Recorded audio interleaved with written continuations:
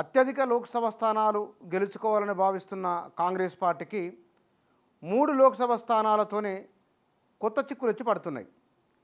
వాటి ప్రభావము మిగతా నియోజకవర్గాలపైన పడబోతున్నదా అనే భావన కూడా ఉన్నది. ఖమ్మం, కరీంనగర్, హైదరాబాద్ ఈ 3 లోక్సభ నియోజకవర్గాల అభ్యర్థులు ఖరారు కాలేదు. మొత్తం 10 నుంచి 14 లోక్సభ స్థానాలు గెలుస్తామని రేవంత్ రెడ్డి ఒక్కొక్క నియోజకవర్గంలో 3 భారీ బహిరంగ సభలు, రోడ్ షోలు నిర్వహించాలని, తెలంగాణ మొత్తం 17 లోక్సభ నియోజకవర్గాల్లో రెండో శ్రేణి నాయకులు, మంత్రులు, నియోజకవర్గ సమన్వయకర్తలు అందరూ కలిసి పనిచేయాలని, ఉత్తమనుడు క్రికెట్ టీంలా పనిచేస్తున్నామని ఇంతవరకు బాగానే ఉన్నప్పటికీ ఆ 3 సంగతి ఏమిటి? ఆ 3 నియోజకవర్గాల్లో అభ్యర్థులు ఎవరు ఎందుకు తేల్చడం లేదు? చేతిలోకి వెళ్ళి ఆ 3 జారిపోయినట్లయినా మరి జారకుండా ఉండాలంటే ఏం చేయాలి? ఒకవైపున నరేంద్ర మోదీ పైన కాంగ్రెస్ రేవంత్ రెడ్డి మాటల స్టైల్ కూడా మారింది. నిన్న మొన్న కేసీఆర్ టార్గెట్గా ఉంటే ఇవాళ బీజేపీ టార్గెట్గా ఉపన్యాసం జరుగుతున్నది. అంటే ఇక్కడ పోటీ ఈసారి కాంగ్రెసు, బీజేపీ ఈ రెండింటి మధ్యన ఉండబోతున్నదనే విషయం బహుశా రేవంత్ రెడ్డి అనుకుంటున్నట్లుంది. అందుకోసమని ఆయన నరేంద్ర మోదీ పైన 10 ఏళ్ల బీజేపీ పాలన పైన తీవ్రస్థాయిలో విమర్శలు చేస్తూ ఉన్నారు. ఈ 100 రోజుల్లో తాము అమలు చేసిన 6 గ్యారంటీలను ప్రజల్లోకి బలంగా తీసుకెళ్లే ప్రయత్నం చేస్తున్నారు.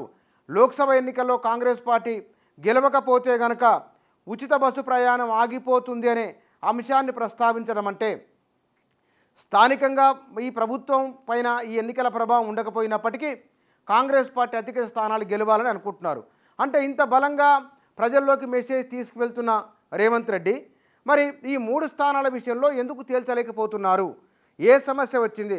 ఒకవేళ తేల్చాలనుకున్నా సరే సామాజిక వర్గాల సమీకరణ అతిపెద్ద ఆటంకంగా అక్కడ కనబడుతూ ఉన్నది.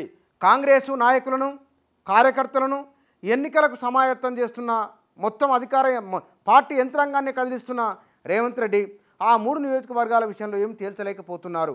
అందుకే వారందరినీ ఢిల్లీకి రమ్మని అక్కడ మాట్లాడాలని చెప్తున్నారు. కమ్మ, రెడ్డి సామాజిక వర్గాల్లో ఎవరికి ఇవ్వాలని దానిపైనే ఉన్నది.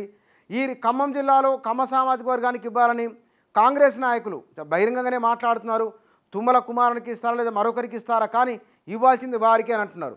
అంటే అక్కడ జరుగుతున్న రాజకీయం అంతా కూడా దాని ప్రభావము మిగతా నియోజకవర్గాలపైన, పార్టీ యంత్రాంగం పైన పడకుండా చూసుకోవాలనే సూచన కూడా ఉన్నది. దీనిపైన ఇప్పటికీ అధిష్టానానికి చాలామంది ఫిర్యాదులు కూడా చేస్తూ ఉన్నారు. అయితే కాంగ్రెస్ పార్టీలో ఇలాంటివన్నీ సహజమే, ఇది జరుగుతూనే ఉంటాయి అనుకునేవారు కొందరైతే పూర్వంలాగా ప్రజలు లేరు, పూర్వంలాగా ఇవాళ నాయకత్వం లేదు కాబట్టి వెనువెంటనే నిర్ణయం తీసుకోవాలి, 14 స్థానాలు గెలవాలంటే ముందు ఆ 3 స్థానాల ముచ్చటంతో తేల్చాలని కాంగ్రెస్ వర్గాల నుంచి బలంగా డిమాండ్ వస్తున్న ఒత్తిడి కూడా పెరుగుతున్నది.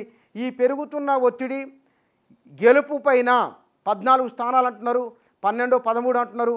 ఎన్ని స్థానాలు గెలుస్తారో కానీ ముందు అయితే ఆ 3 తేల్చండి అనేది క్షేత్రస్థాయిలో ఉన్న కాంగ్రెస్ కార్యకర్తల ఆలోచన.